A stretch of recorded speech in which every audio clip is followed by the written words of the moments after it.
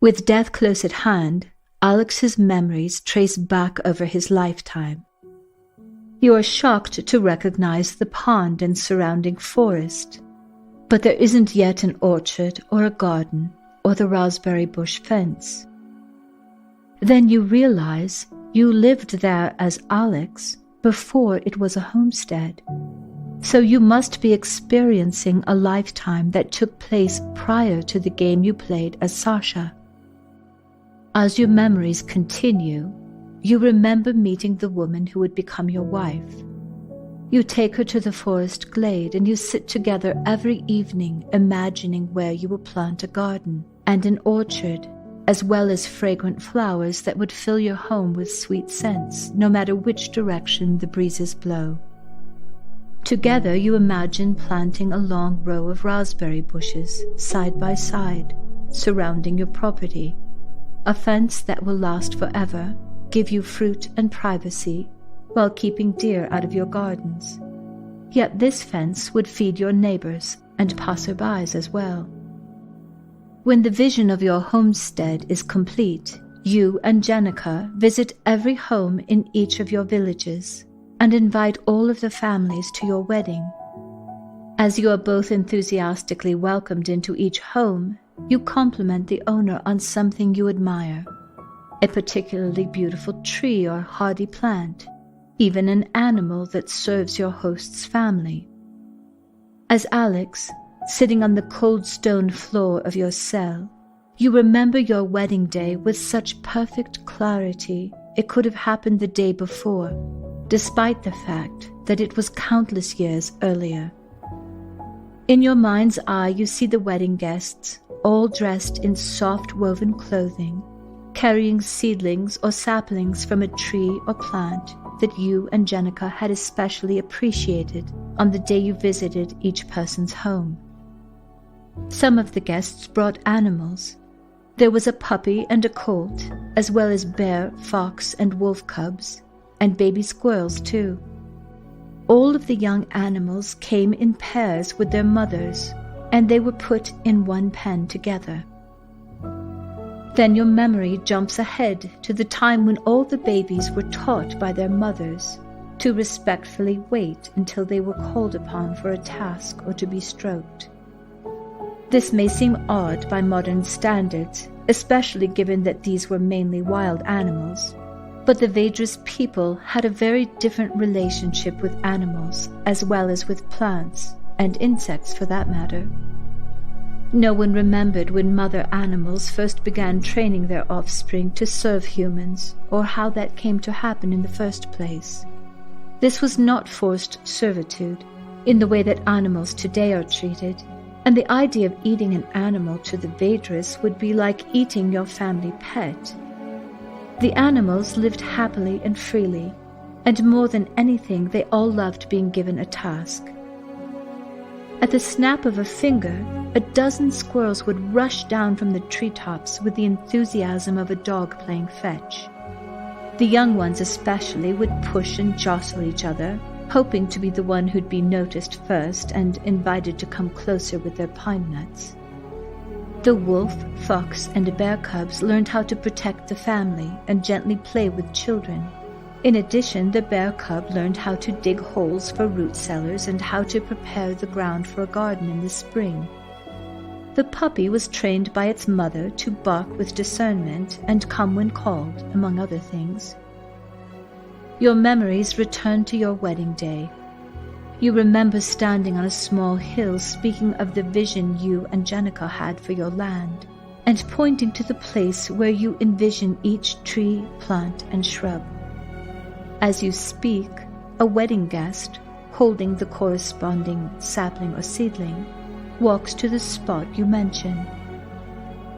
When the guests are all in place, they each plant their gifts, and in less than half an hour all of the trees and bushes have been planted on the homestead. And since everyone from each village participated in this way at every wedding, there was never any envy or jealousy toward a neighbor because they all felt directly connected to the beauty of each property.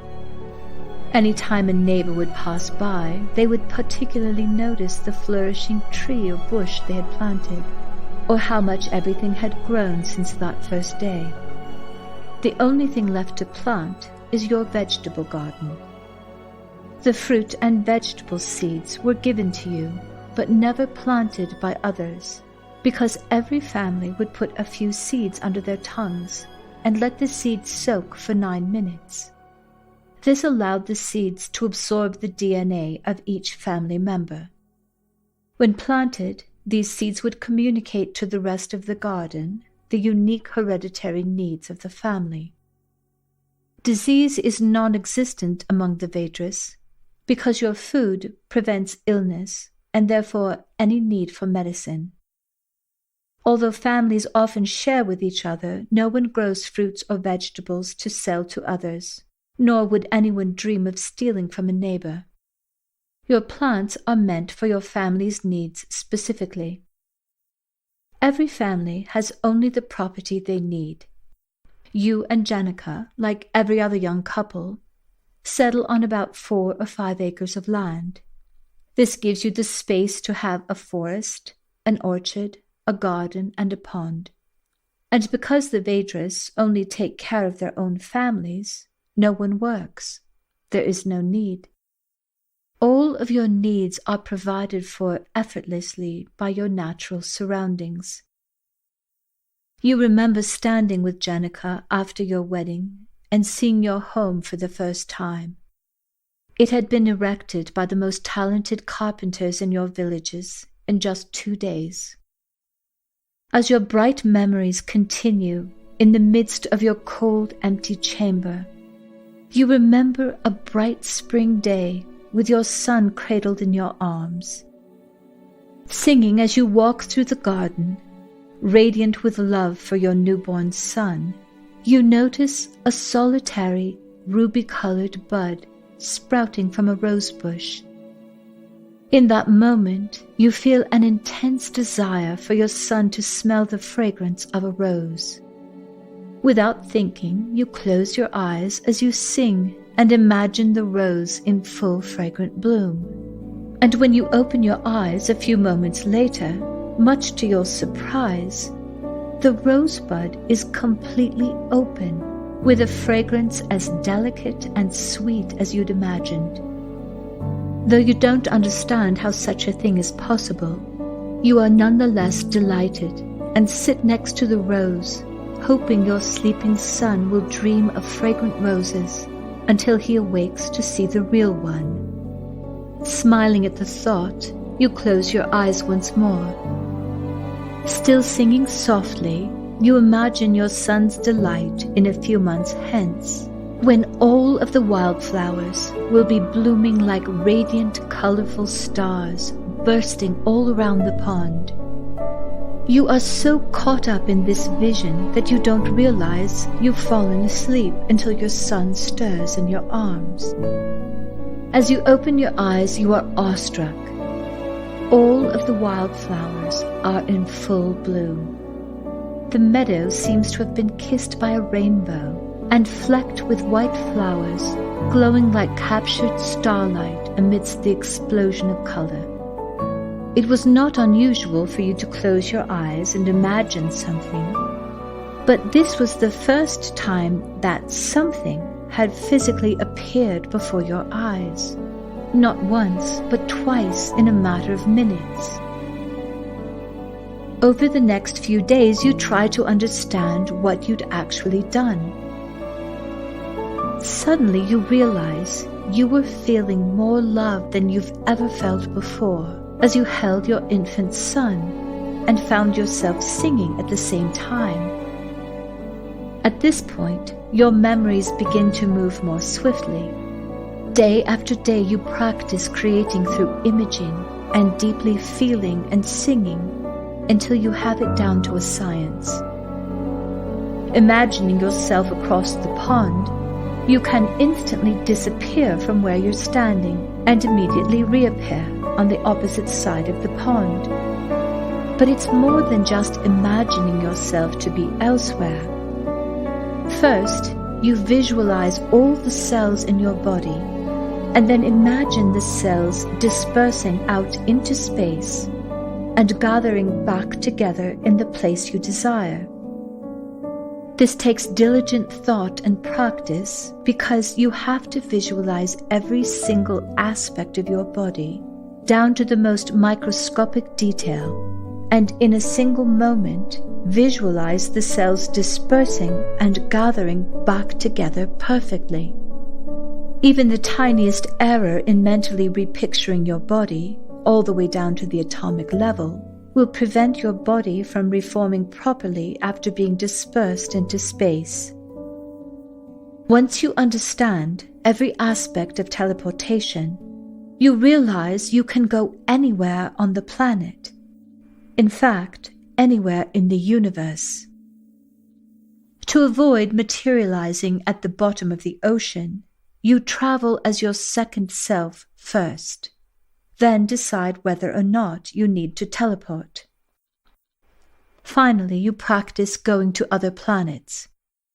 Though initially as your second self, which is unaffected by lack of oxygen or any other unsuitable environment.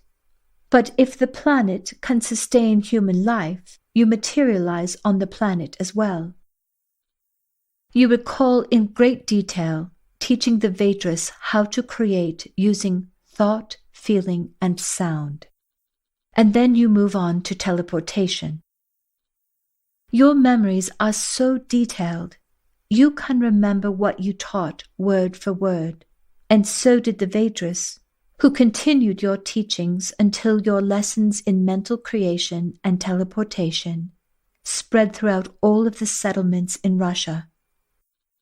But now a painful memory begins to stir. In your second self travels, you begin to see a world filled with violent battles and constant destruction. You believe with all of your heart that if you can manage to share what you know with others, they will benefit the way the Vedras have, and their lives in turn would be happy and prosperous, because in truth there is an infinite supply of everything. Anyone can materialize anything they desire. Suddenly you realize that the only way to protect your family, the Vedras settlements, and further generations is to help others in the world find relief through the same methods you've been teaching. The day you leave your family, you know you might never return home.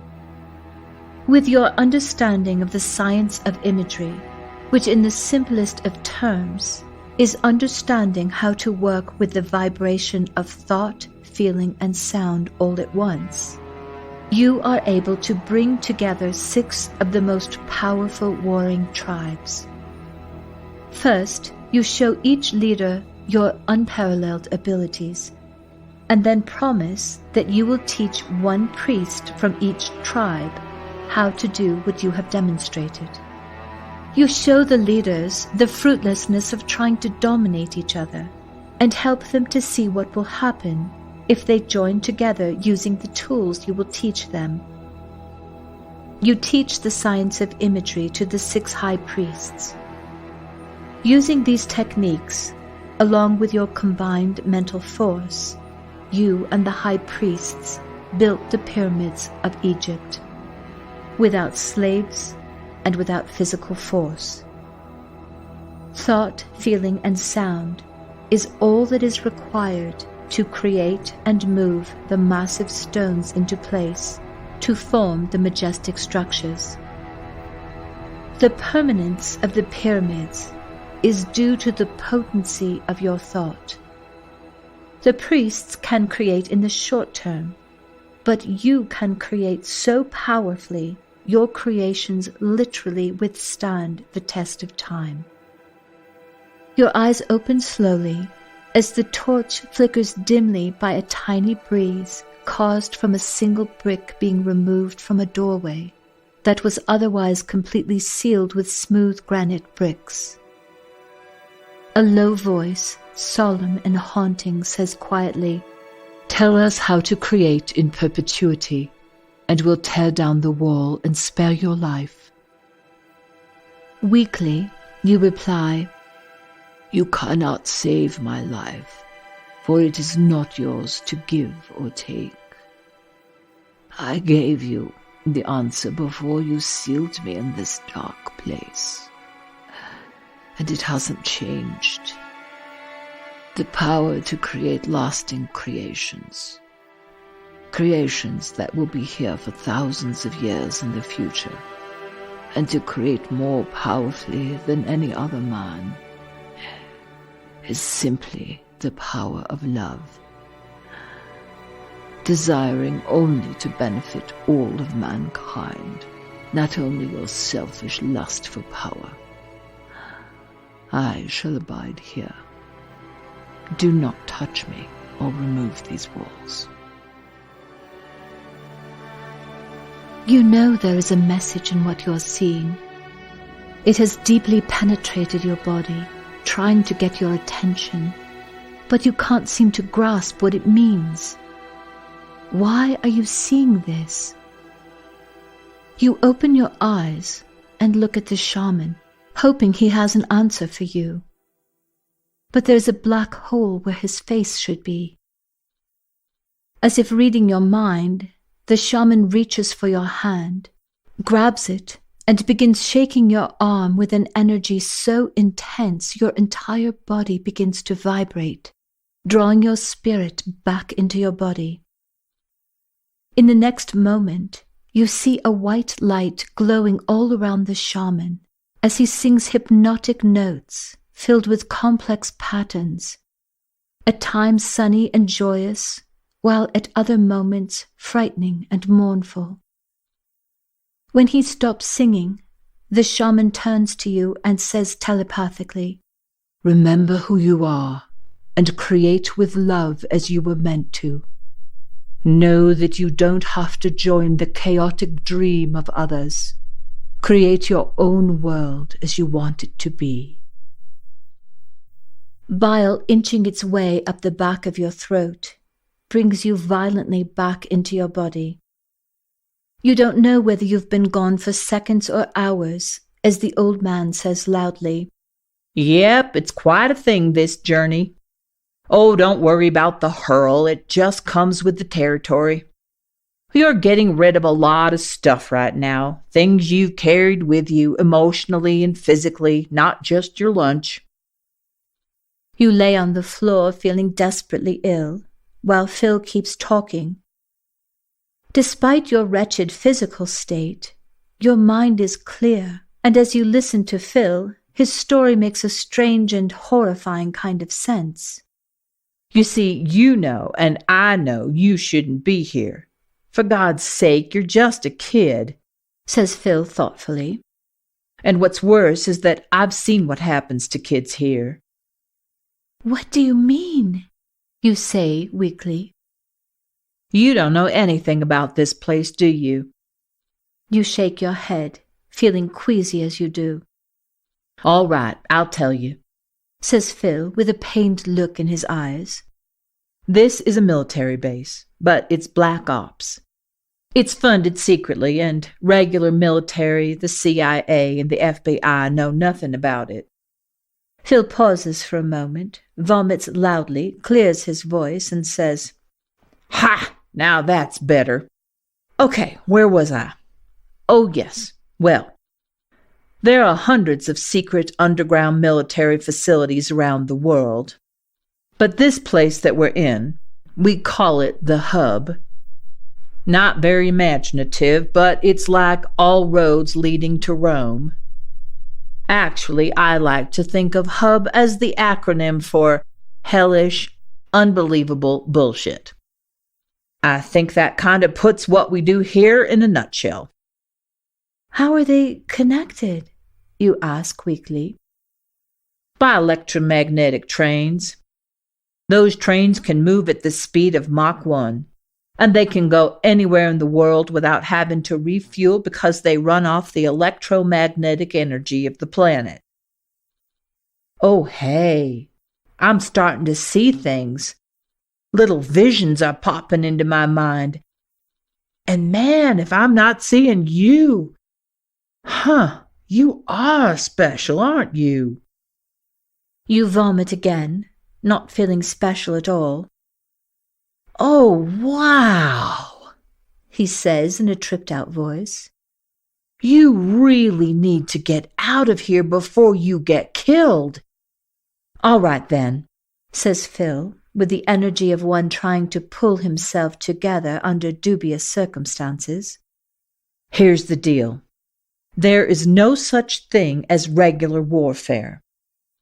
What you see on CNN are just little skirmishes to make you think the world is still the same. A little warring here, a little terrorism there.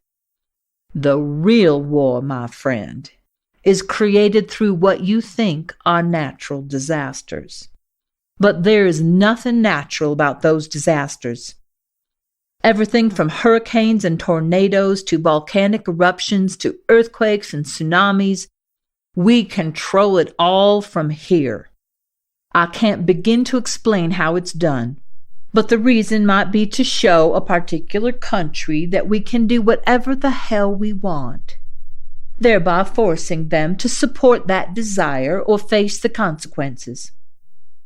Or something like a hurricane or tsunami might be a way of moving public attention away from something the military doesn't want them poking their noses into, and instead shift their focus onto a disaster. There's something in Alaska called HAARP. Well, you probably don't want the details, but we are capable of controlling not only the planet. We have the ability to control the mood of thousands of people, or we can focus down on one individual. There are secret military psychics. It's hard to escape from them around here, and they can make your life a living hell inside or out. But I want you to know I am not proud of that. And one thing you have to understand is that anyone who comes to work in this facility doesn't know what they're getting themselves into, and they never leave. When they die, they're cremated here." "You're telling me I'm going to die here?" you say weakly, your whole body trembling. "No, I'm not saying you're going to die, at least not right away. But I do know one thing. Pretty soon you're going to pass out.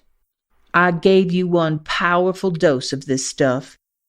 I'm sorry, you're going to be really sick, but that means they'll have to take you to the infirmary, and there they'll remove your suit. But you'll understand soon. Now listen to me," Phil adds with new strength in his voice. "This facility is protecting something. I don't know what it is, but I've heard the sound of exotic birds, and I've smelled flowers coming through the ventilation system. We're far, far underground. But if you get the chance to escape," he says, something in his voice hinting that there will be no chance involved, "get yourself into the ventilation system. When you feel a fresh breeze, just go toward it. I don't know what's there, but I know there's something. I know we're protecting something, whatever it is. And I would try myself, but, well, I have an implant that makes me easy to track. But you don't have an implant yet, because the suit you're wearing is all they need to keep track of you." "But you don't understand," you say desperately. "My friend is in a coma. It's a medically induced coma. And if I don't get back to him, he might die." "So you're planning to find him, sneak up to his room, and wean him off of the chemical cocktail streaming through his veins, without being seen and without harming or, God forbid, killing him accidentally. And even if you pull that off, do you have a plan for how you'll escape?" "No," you say, your eyes focused on the floor. "Well, maybe you'll find help if you follow that fresh air I told you about. Like I said, I don't know what's there, but it has to be better than no plan at all." With that last effort, Phil suddenly passes out. Everything is hopeless. Nothing you learned from Asha or the portal will help you now, Phil is right. There's no way that you can find Matthew and help him now. If you somehow manage to escape, your only choice will be to find the tunnel with fresh air and try to get help. But even if you escape, what are the chances that you'll be able to find your way through the desert, get help, and then get back inside? You lay on your side in a fetal position, with your head on your arm, wishing you would just die.